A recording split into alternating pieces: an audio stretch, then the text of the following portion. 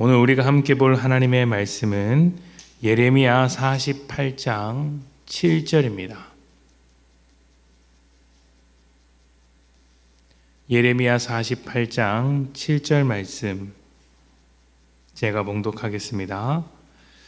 내가 내 업적과 보물을 의뢰함으로 너도 정복을 당할 것이요 그모스는 그의 제사장들과 고관들과 함께 포로되어 갈 것이라.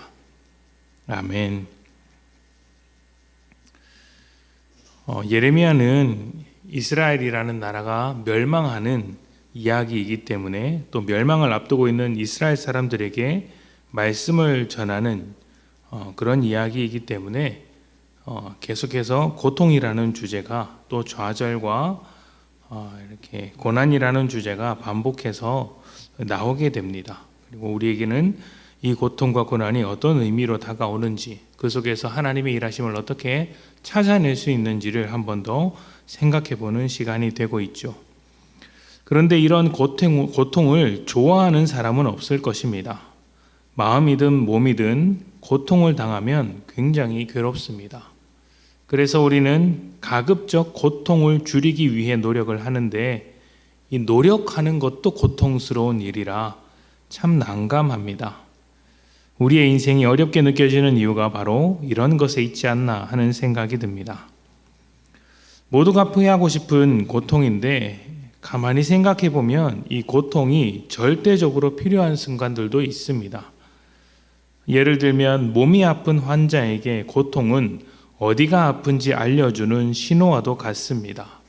만약 고통이 없다면 죽을 병에 걸리고서도 건강한 사람이라 착각할 것입니다. 주변에도 그런 사람들이 있지 않습니까? 곧 죽어도 병원에는 가기 싫다. 내 몸이 멀쩡하고 아프지 않은데 괜찮다 하는 것입니다. 그런데 정작 병원에는 빨리 입원하라고 이야기를 하는 것이죠. 이렇게 고통을 느끼지 못하고 고통이 없다면 아마 모두가 나는 병원에 갈 필요가 없다, 건강하다 이렇게 생각할 것입니다. 또 몸이 아픈 것뿐만 아니라 마음에 문제가 생기고 관계가 틀어지며 과한 욕심을 부릴 때도 고통이 찾아옵니다.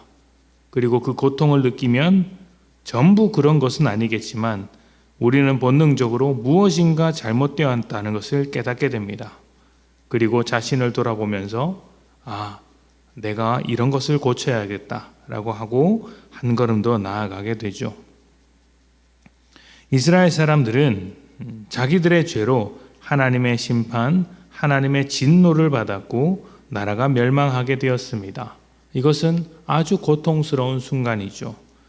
그런데 이 심판은 이스라엘에게만 다가온 것이 아니었습니다. 죄로 가득한 모든 나라에게 똑같이 주어지는 결과이죠. 이스라엘뿐만 아니라 그 주변에 있는 블레셋, 모압, 애굽도 심판 아래 있었고 또 이 심판의 도구로 사용되었던 바벨론도 피할 수 없었습니다. 죄의 삭은 사망이기 때문에 그 죄로 만들어진 나라는 영원할 수 없습니다. 그 중에서 오늘은 모압에 대한 이야기입니다. 모압은 자기의 업적과 재물을 내세우는 나라, 그 자기의 업적과 재물을 의지하는 나라라고 했습니다. 그모스를 섬기면서 물질만 추구하는 나라라고 볼 수 있는 것이죠. 그러나 그 물질이 하나님의 심판을 멈추게 할 수는 없었습니다. 물질은 거룩하게 하지도 못하고 죄를 막아주는 것도 아니기 때문이죠. 오히려 물질이 유혹이 되어서 우리를 흔들 때가 많습니다. 물질 그 자체는 죄가 아니지만 그 물질을 바라보는 우리가 죄로 살아갈 수 있다는 것이죠. 물질을 채우면 내 삶에는 고통이 없을 것이라는 이런 헛된 믿음이 모압을 통해서 발견하게 됩니다.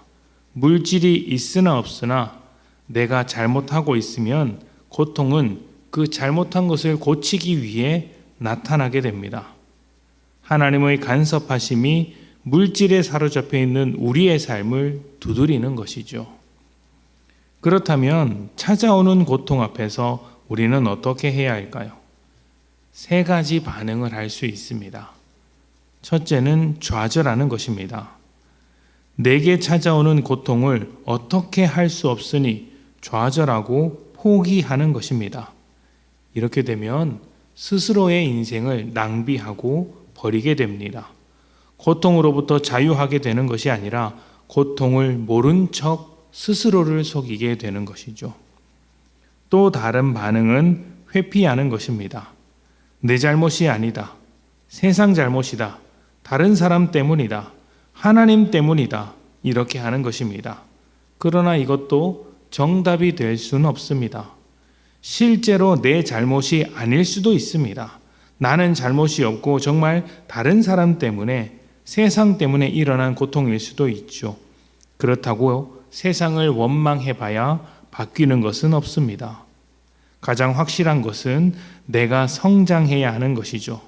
그런데 이 성장해야 되는 고통을 회피만 한다면, 도망가기만 한다면 고통에 대한 책임을 다른 사람에게 떠넘기면서 살아간다면 그것도 스스로 거짓된 삶을 사는 것입니다.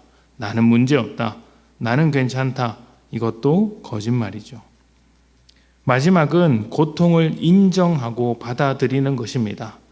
내 잘못은 아니었더라도 나로부터 변화가 시작되어야 한다고 이 고통을 받아들이는 것이죠. 또 내 잘못도 있을 수 있다고 인정하는 것입니다. 내가 부족했구나. 내가 연약했구나.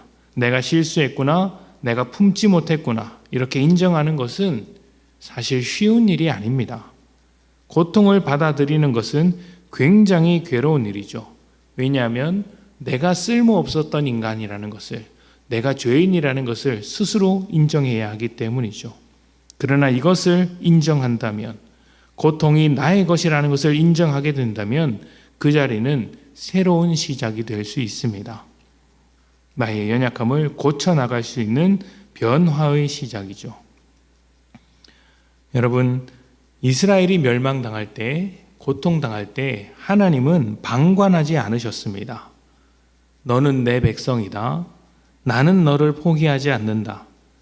네가 감당해야 할 고통 중에 내가 너와 함께하며 소망 있는 미래를 만들어 두었다. 그러니 지금을 포기하지 마라. 도망가지 마라. 이렇게 말씀하셨습니다. 그리고 이 말씀은 고통 중에 살아가는 우리 모두에게 똑같이 주시는 말씀입니다. 우리가 고통을 이겨낼 수 있는 것은 하나님께서 소망을 주시기 때문이죠. 하나님은 여전히 우리와 함께 하시며 우리를 향한 계획을 가지고 계십니다. 그러니 여러분이 바라보고 있는 그 고통, 현실을 두려워하지 마십시오. 주님께서 우리를 위로하실 것이며 도우실 것이며 인도하실 것입니다. 그리고 궁극적으로 여러분을 변화시켜 새롭게 하실 것입니다. 거짓된 세상을 깨뜨리실 것이고 여러분을 통해 똑같이 고통당하는 주변의 사람들을 회복시키실 것입니다. 하나님이 여러분이 소망되게 하실 것이며 여러분을 통해 반드시 그 일을 해내실 것입니다. 고통을 넘어서 새로운 변화를 꿈꾸는 여러분, 하나님의 일하심은 분명하니 확실하니 하나님께 소망을 두고 승리하시는 여러분 되시기를 축복합니다. 함께 기도하겠습니다.